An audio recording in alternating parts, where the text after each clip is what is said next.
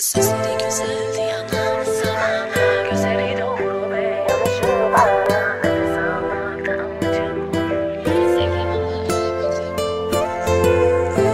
vardı içimde. Ona çaldın, ona çaldın. Bir umut vardı içimde. Ona çaldın yüreğimde. Sözleri güzeldi yanan zamana, gözleri doğru ve yanlışı bana. Nefes almaktı amacım onunla, sevdim ama ölemedim uğruna. Bir umut vardı içimde, onu çaldın, onu çaldın. Bir umut vardı içimde, onu çaldın yüreğimde. Uyan, uyan şu hayal dünyandan. Uyan, uyan şu batkın dünyandan. Uyan, uyan şu hayal dünyandan. Uyan, uyan şu batkın dünyandan. Gözlerini unutamam, unutamam. Alışamam, düşünmesi bile çok ağır.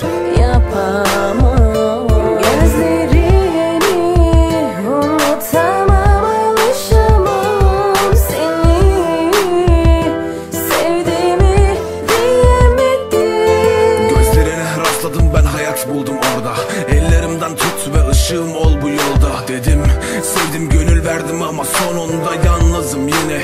Başım omzumda, ne yazarsam yazayım sonu hep sensin. Başında beraber, sonunda yalnız kendim. Benden ayrı kalmak oysa ölüm derdin. Kendin kızdın, kendin öl, yapayalnız bensiz sensin. Her sözümde seni gizlice andım. Söylediğim şarkı süsleyen yalnızlığım ve sensizliğinden ibaret oluşan her şarkım sanadır. Belki bir gün o rüyandan uyanırsın. Gözünü aç ve pembeleri sil hayatından. Hiçbir şey göründüğü gibi değil, bana inan, hayat çok acımasız. Anlarsın tutuştuğunda paçan. Uyan, uyan artık o rüyalarından.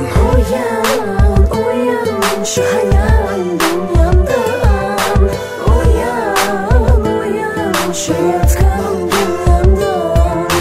Uyan, uyan şu hayal dünyandan. Uyan, uyan şu yatkın dünyandan.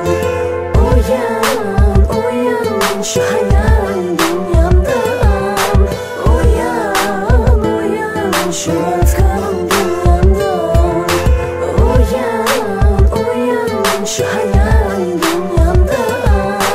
Uyan, uyan şu yatkın dünyandan.